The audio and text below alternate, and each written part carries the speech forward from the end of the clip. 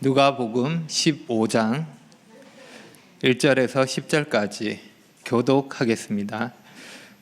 제가 먼저 읽겠습니다. 누가복음 15장 1절. 모든 세리와 죄인들이 말씀을 들으러 가까이 나아오니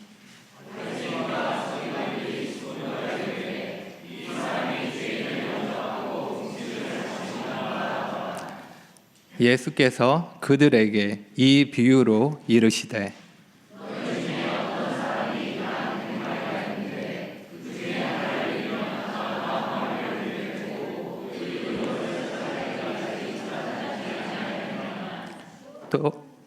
또 찾아낸즉 즐거워 어깨에 메고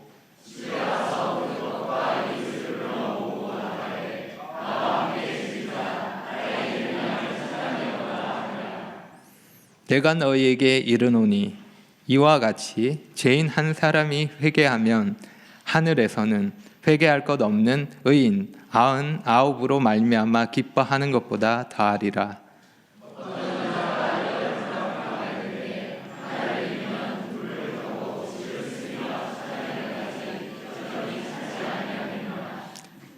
또 찾아낸즉 벗과 이웃을 불러 모으고 말하되 나와 함께 즐기자. 이른 드라크마를 찾아내었노라 하리라.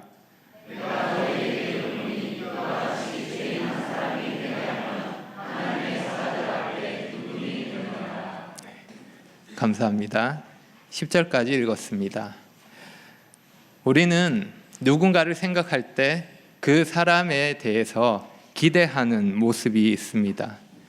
그런데 그 기대하는 모습과 너무도 다른 모습을 보면 당황합니다. 예를 들어 결혼하고 처음으로 직면하게 되는 배우자의 있는 그대로의 모습을 보면 이 사람이 정말 내가 결혼한 사람이 맞나 하는 생각을 할 수 있습니다. 어린 자녀가 자라 10대가 되어 반항하면 이 인간이 정말 내가 낳은 인간이 맞나 하는 생각을 할 수도 있습니다. 사람들이 항상 내가 기대하는 모습이 될 수는 없습니다. 그래서 중요한 것은 내가 기대하는 것과 다른 모습을 볼 때 그 모습을 내가 어떻게 받아들이느냐 하는 것입니다. 왜냐하면 그렇지 않은 경우에 그 사람에 대한 비방이나 그 사람에 대한 비난으로 이어질 수 있기 때문입니다. 예수님 당시에 종교 지도자들이 기대했던 메시아의 모습이 그러했습니다. 그들의 기대와 너무도 다른 예수님의 모습을 봅니다. 그래서 그들에게 예수라는 젊은 랍비는 너무나 못마땅한 존재입니다. 하는 말도 마음에 안 들고 하는 일도 마음에 안 들고 사사건건 문제를 일으키는 골칫덩이로 생각됩니다. 게다가 끼리끼리 어울린다고 예수의 주변에는 함께 할 수 없는 자들, 도저히 어울릴 수 없는 자들이 있습니다. 바로 세리와 죄인들입니다. 예수는 그런 죄인들을 받아들이고 죄인들과 함께 식사를 합니다. 종교 지도자들에게 이런 일은 정말 말도 안 되는 일입니다. 그래서 그들은 예수가 분명 하나님의 사람이 아니라고 생각합니다. 만약 제가 술집에서 여러 사람들과 어울려서 정말 신나게 노는 모습을 본다면 여러분 무슨 생각을 하시겠습니까? 그동안 보지 못했던 신선한 모습이네. 나도 저 자리에 함께하고 싶다 이런 생각이 들겠습니까? 아니면 뭔가 특별한 이유가 있겠지라고 생각하시겠습니까? 아마 그렇게 생각하기는 쉽지 않을 것입니다. 바로 드는 생각이 어떻게 목회자가 저런 곳에 있을 수 있나 하는 생각을 할 것입니다. 바리새인과 서기관들이 예수님이 보기에 예수님은 그러했던 것입니다. 그럼 반면에 세리와 죄인의 입장에서 예수님은 어떤 모습이었을까요? 그들은 지금까지 자신을 받아주는 종교 지도자를 만난 적이 없었습니다. 어디를 가든 천대받았고 소외되었습니다. 그런데 예수라는 분은 다릅니다. 사람들에게 손가락질 받는 자들을 받아주시고 그들과 함께 하시며 권위 있는 말씀과 능력으로 가르치십니다. 예수님을 만난 사람들은 지금까지 한 번도 경험하지 못했던 놀라운 사랑과 용서를 경험합니다. 그리고 그 삶을 돌이킵니다. 그래서 사람들로부터 비난받는 많은 사람들이 예수를 따릅니다. 그리고 더 많은 사람들이 예수의 말씀을 듣기 위해 나옵니다. 그 말씀을 듣기 위해서 더 가까이 나옵니다. 그래서 누가는 이 모습을 이렇게 기록합니다. 1절입니다. 모든 세리와 죄인들이 말씀을 들으러 가까이 나오니. 이것은 예수님이 하셨던 말씀의 응답과도 같습니다. 바로 앞 구절에 예수님은 이렇게 말씀하셨습니다. 14장 35절에 보면 들을 귀가 있는 자는 들을지어다. 예수님의 이 말씀에 누가 응답을 합니까? 누가 들을 귀가 있는 자입니까? 누가 말씀을 들으려고 예수님께 나옵니까? 모든 세리와 죄인들이 예수님의 말씀을 들으려고 들을 귀가 있는 자로서 그 앞에 나옵니다. 그런데 이와 대조되는 바리새인과 서기관은 어떻게 합니까? 그들은 예수님에 대해서 수군거립니다. 수군거렸다는 말은 소리를 내어서 계속해서 원망했다는 말입니다. 그들은 세리와 죄인들과 함께하는 예수님을 비난하고 있습니다. 이렇게 오늘 본문은 두 그룹에 대한 대조가 나타납니다. 세리와 죄인들은 다른 사람들이 그들을 죄인이라고 부를 뿐만 아니라 그들 자신도 스스로가 죄인이라는 것을 압니다. 그래서 죄인이라고 여겨졌던 자들, 세리와 죄인들은 예수님께 나와 그분의 말씀을 듣습니다. 반면에 바리새인과 서기관들은 누구보다 율법에 대해서 잘 알고 철저하게 율법을 지켰던 사람들입니다. 사람들이 생각하기에 누구보다 하나님 편에 가까이 있었던 사람이었고 죄인들과는 구별되는 사람이었습니다. 하나님이 복을 주신다고 생각하면 가장 먼저 이들에게 복을 주셔야 했다고 인정되는 그런 사람이었습니다. 그래서 스스로가 의인이라고 생각했던 바리새인과 서기관들은 예수님의 말씀을 거절하고 예수님을 비난합니다. 죄인과 어울리는 예수님을 받아들일 수 없습니다. 있을 수 없는 일입니다. 거룩하신 하나님의 사람이라면 죄인들과 함께 할 수 없고 죄인들과는 철저하게 분리되어야 했던 것입니다. 예수님은 그들의 생각을 아시고 그들의 문제를 아시고 그들에게 연속해서 세 개의 비유를 말씀하십니다. 누가복음 15장은 이 세 개의 비유가 연속해서 기록되어 있습니다. 오늘은 세 개의 비유 중에 두 개를 함께 살펴보겠습니다. 잃어버린 양과 잃어버린 드라크마에 대한 비유입니다. 이 두 비유는 내용이 아주 비슷합니다. 무언가를 잃어버렸고 그리고 잃어버린 것을 다시 찾습니다. 그리고 기뻐하며 잔치를 벌입니다. 예수님의 이 단순한 비유를 가지고 아주 중요한 교훈을 가르쳐 주십니다. 그럼 그 교훈이 무엇인지 먼저 비유를 살펴보고 생각해 보겠습니다. 두 비유는 대칭으로 짝을 이루기 때문에 번갈아 가면서 살펴보겠습니다. 비유에 나오는 등장인물부터 보면 첫 번째 비유는 어떤 남자가 나오고 두 번째 비유는 어떤 여자가 나옵니다. 누가복음의 특징이라고 할 수 있는 남자와 여자가 짝을 지어서 나오는 것을 이 비유에서도 볼 수 있습니다. 이 두 사람은 가지고 있는 것이 있었는데 남자는 100마리의 양을 가졌고 여자는 10개의 드라크마를 가졌습니다. 드라크마는 은으로 만든 그리스의 화폐입니다. 로마의 화폐인 데나리온에 해당하는 하루 일당에 해당하는 금액입니다. 10마리의 양을 가진 남자와 10개의 드라크마를 가진 여자, 뭔가 특별한 사람은 아닙니다. 그런데 이들은 가진 것 중에 하나를 잃어버립니다. 이에 대해서 예수님은 당연한 대답이 나오는 질문을 하십니다. 가지고 있는 것 중에 하나를 잃어버리면 어떻게 하겠느냐라는 것입니다. 그것을 찾지 않겠냐 하고 질문하십니다. 당연히 그 잃은 것을 찾기 위해 노력할 것입니다. 한 마리의 양을 잃어버린 남자는 양을 찾아 나섭니다. 99마리 양을 들에 두고 그 잃은 하나를 찾기 위해 수고하십니다. 언제까지요?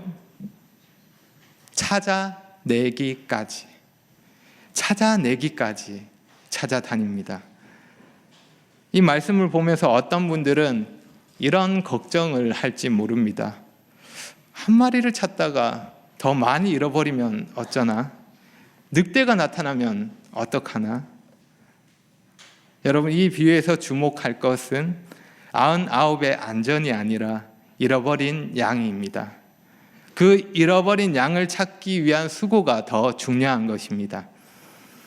그래도 걱정되는 분들이 계실 것 같은데, 남자는 99마리 양을 위험한 상태로 내버려 둔 것이 아니라 당시 목자들이 했던 것처럼 동력에 맡기거나 다른 조치를 취했을 것입니다. 그럼 두 번째 비유에 나오는 여자는 어떻게 합니까? 예수님은 첫 번째 비유와 똑같은 표현으로 말씀하십니다. 이 여인은 드라크마를 찾아내기까지 찾습니다. 그녀는 어두운 집안을 밝히기 위해서 등불을 켭니다. 드라크마를 찾기 위해서 불을 밝히고 바닥을 쓸기 시작합니다. 당시의 집은 바닥에 장판이나 마루가 있는 것이 아니었기에 잃어버린 드라크마를 찾기 위해서는 바닥에 있는 흙먼지와 지푸라기들을 쓸어내는 수고를 해야 했습니다. 그러한 수고를 성경은 이렇게 표현합니다. 부지런히. 여인은 드라크마를 찾기 위해 부지런히 찾을 때까지 부지런히 수고합니다. 이런 수고를 통해서 찾아내기까지 열심히 해서 찾았을 때 어떻게 합니까? 목자는 잃어버린 양을 찾고서 나를 이렇게 고생시키다니 하며 혼을 내면서 양을 팔아버렸을까요? 아니면 줄로 묶어서 다시는 어디 못 가게 조치를 취했을까요? 아닙니다. 그는 즐거워하며 잃은 양을 어깨에 메고 집으로 돌아옵니다. 그런데 그것으로 끝이 아닙니다. 그는 친구들과 이웃들을 불러 모으고 함께 즐기자고 말합니다. 잔치를 벌이는 겁니다. 잃은 양을 찾은 것을 기념하는 파티를 엽니다. 드라크마를 찾은 여인은 어떻게 합니까? 똑같습니다.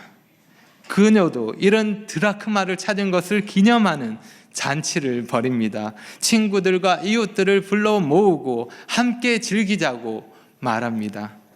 예수님은 이 똑같은 표현을 반복해서 말씀하시면서 이런 것을 찾는 기쁨에 대해서 강조하십니다. 예수님은 지금 땅에서 벌어지는 기쁨의 잔치를 통해서 하늘에서 벌어지는 기쁨의 잔치를 보여주시는 겁니다. 잃어버린 양과 잃어버린 드라크마를 찾는 것을 죄인이 회개하여 돌아오는 것으로 비유합니다. 그리고 잃어버린 것을 찾았을 때 기뻐하는 목자와 여인을 죄인이 회개했을 때 기뻐하시는 하나님으로 비유합니다. 예수님이 말씀하십니다. 7절입니다. 내가 너희에게 이르노니 이와 같이 죄인 한 사람이 회개하면 하늘에서는 회개할 것 없는 의인 99으로 말미암아 기뻐하는 것보다 더하리라.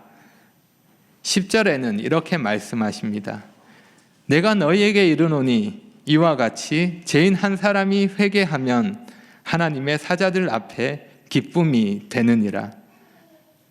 죄인 한 사람이 회개하면, 잃어버린 자가 하나님께 돌아오면 하늘에 큰 기쁨이 있습니다.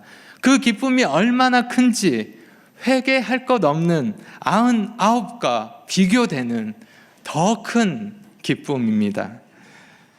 여기서 우리는 질문이 생깁니다. 그러면 7절에 회개할 것 없는 의인 99은 누구를 말하는 걸까요?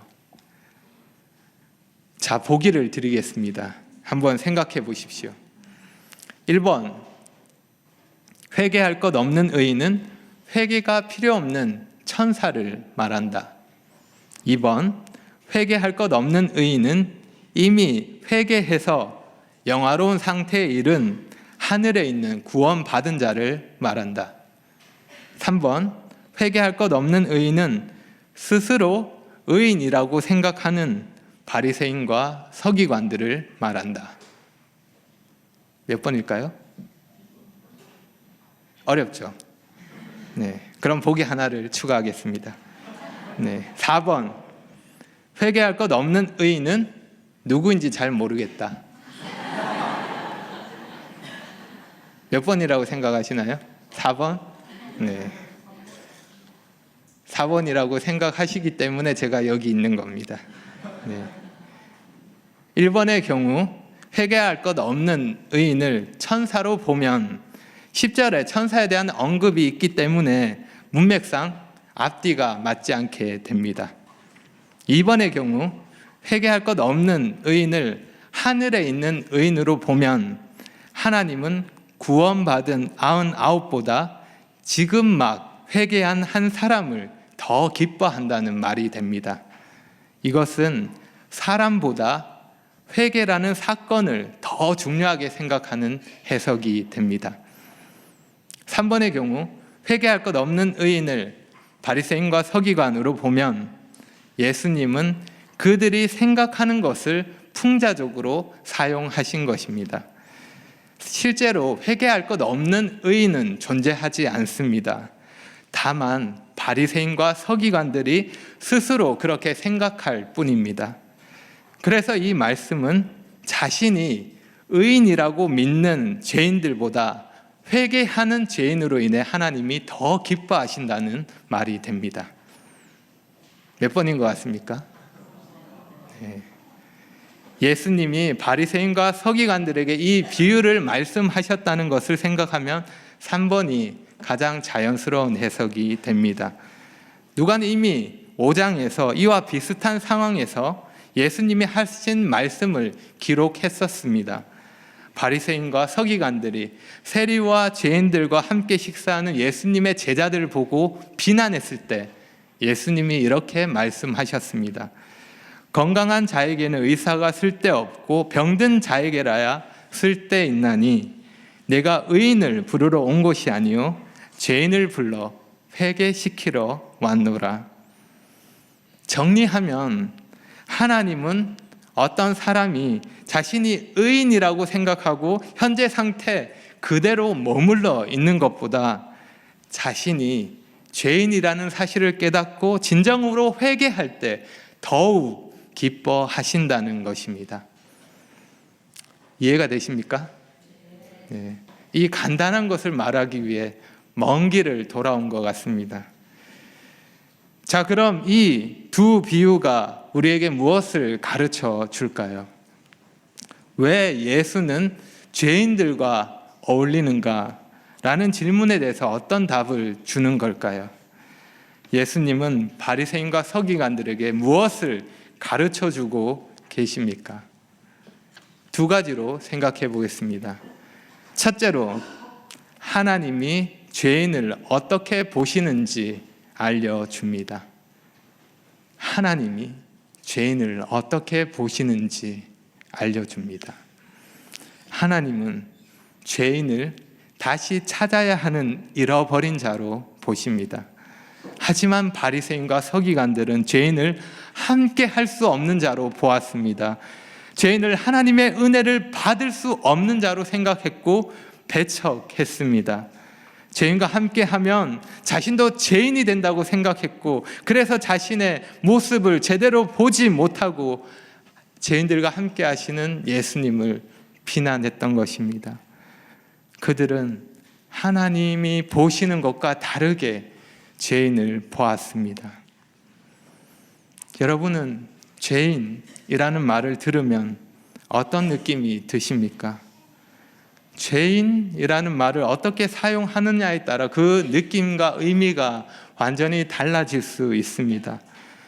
제가 예를 들어 볼 테니 어떤 차이가 있는지 한번 생각해 보십시오.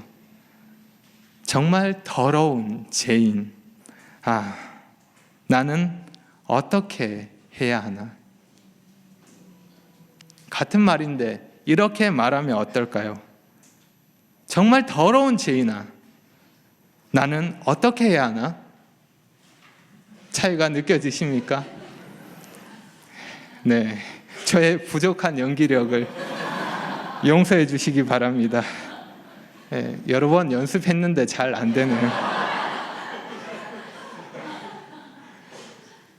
라는 말을 어떻게 쓰느냐에 따라 이 말은 자신의 고백이 될 수도 있지만 다른 사람을 향한 비난이 될 수도 있습니다. 죄인이라는 말을 자신에게 쓰는 것과 다른 사람에게 쓰는 것, 단순한 차이일 수 있지만 이것은 완전히 다른 결과를 가져다 줍니다. 사실 이 차이는 생각보다 훨씬 더 심각한 문제가 될 수 있습니다. 이러한 차이가 자신의 모습을 제대로 보지 못하는 것과 보는 것으로, 그리고 은혜를 받아들이는 자와 거절하는 자로 구분되는 것입니다. 그 결과 누군가는 예수님의 그 앞으로 예수님께로 나오지만 누군가는 예수님께 나온 사람을 비난하고 정죄합니다. 죄인을 어떻게 보느냐 하는 이 작은 차이 때문에 완전히 다른 목적지에 이르게 되는 것입니다. 여러분은 어떤 관점으로 사람들을 보십니까? 여러분은 어떤 경우에 죄인이라는 말을 생각하게 되십니까? 다른 사람인가요? 아니면 나 자신인가요? 우리는 내가 얼마나 큰 죄인인지 정말 자주 잊어버립니다.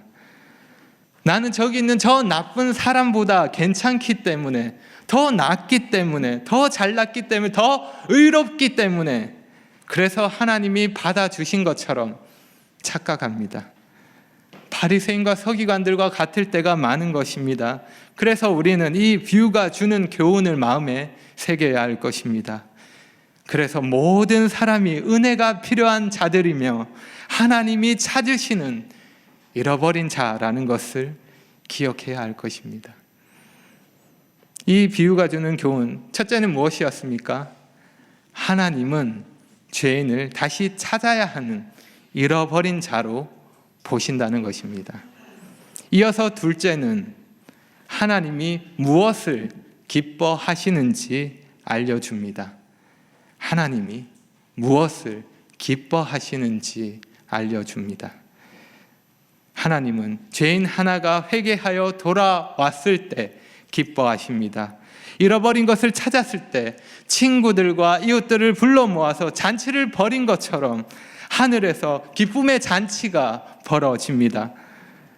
하나님은 죄인이 회개하는 것, 잃어버린 자를 구원하는 것, 그 일을 기뻐하십니다. 그래서 예수님이 그 일을 하셨습니다.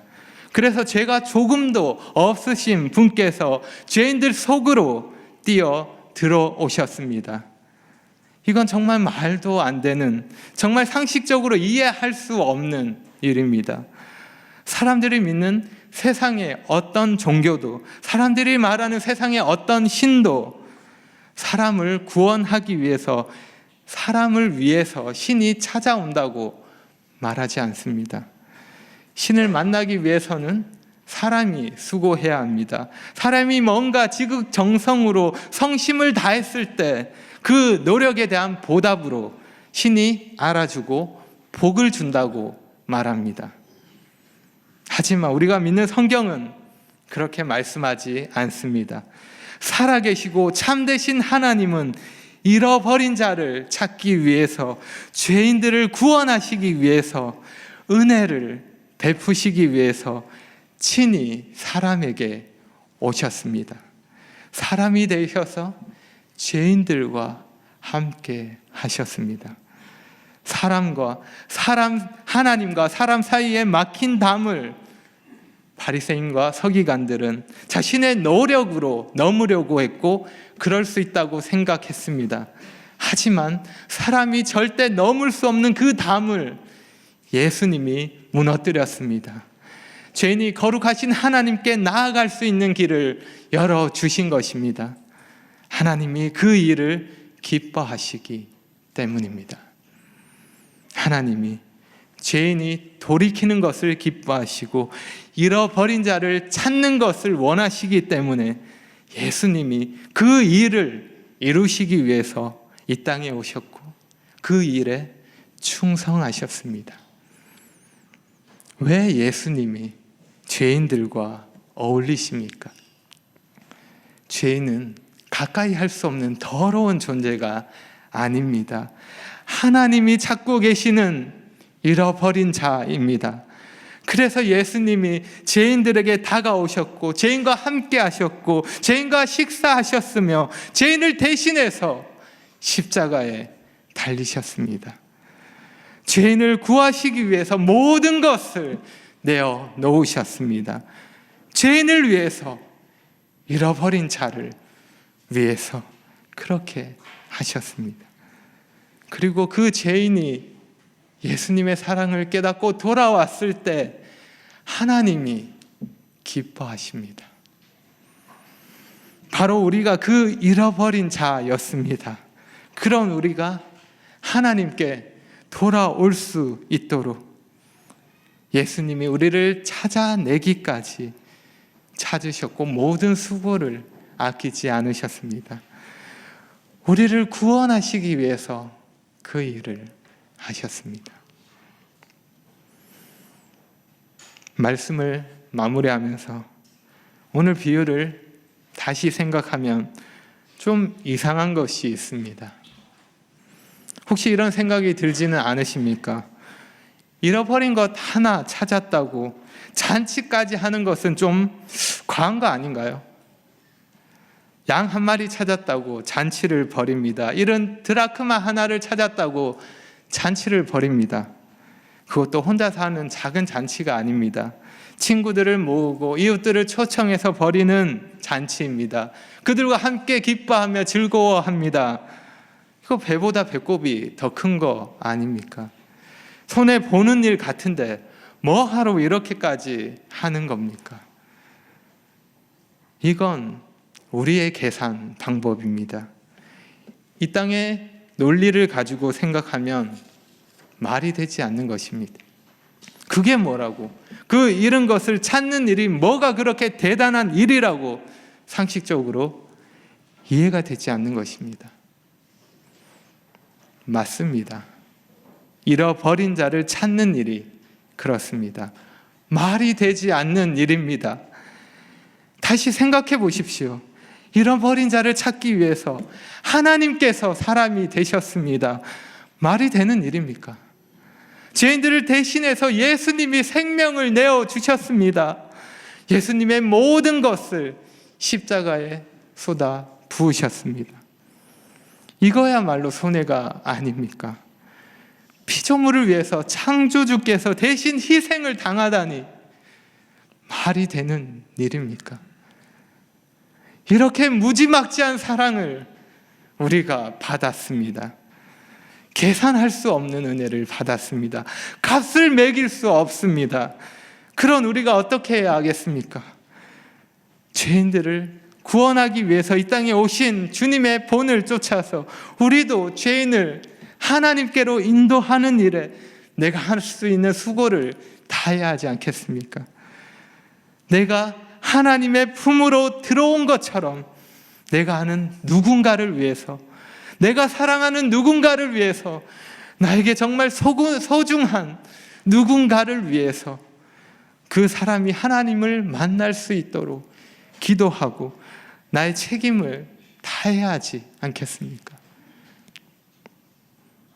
혹시 1층에 있는 주인을 찾고 있는 물품들을 보셨습니까? 누군가가 잃어버렸지만 주인은 잃어버렸는지도 모르고 있는 것 같습니다. 별로 관심이 없는 것 같습니다. 우리가 그럴 때가 많습니다. 내가 무엇을 잃어버렸는지, 무엇을 찾아야 하는지 모르고 그냥 바쁘게 하루하루를 살아갑니다. 하지만 예수님은 분명한 사명을 가지고 이 땅에 오셨고 하나님을 기쁘시게 하는 일에 충성하셨습니다. 사람들의 비난과 거절과 손가락질이 있었지만 죄인들과 함께 하셨습니다. 죄인들과 함께 하시되 그 죄에 대해서는 의로움을 나타내시고 그 죄인들을 불쌍히 여기시고 품어주셨습니다. 그들에게 하나님의 은혜의 크기가 얼마나 큰지 깨닫게 하시고 새로운 삶을 살게 하셨습니다. 우리도 그 주님이 가신 길을 따라가고 있습니다. 그러니 우리도 주님이 죄인을 바라보셨던 것처럼 사랑으로 긍휼의 마음으로 바라보고 하나님이 기뻐하시는 일인 잃어버린 자를 찾는 일에 수고를 다해야 하겠습니다. 혹시 이 자리에 계신 분들 중에 아직도 이 예수님의 부르심에 응하지 않으신 분이 계십니까? 하나님의 마음은 죄인들을 향해 활짝 열려 있습니다. 하나님은 여러분을 찾고 계십니다. 그러니 죄인을 용서하시고 회개하는 자를 사랑으로 받아주시는 그분께 돌아오시기 바랍니다. 양을 잃어버린 목자와 같은 마음으로, 잃어버린 드라크마를 찾는 여인과 같은 마음으로 하나님이 그러한 마음으로 여러분을 기다리고 계십니다. 기도하겠습니다.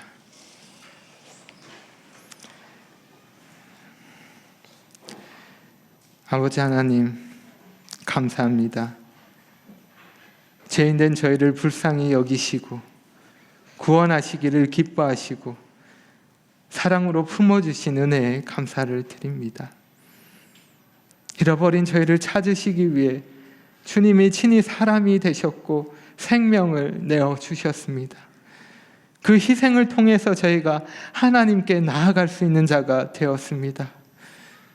그러한 큰 은혜를 받은 자로서 저희도 주님의 본을 쫓아서 잃어버린 자를 찾는 일에 수고하기를 원합니다.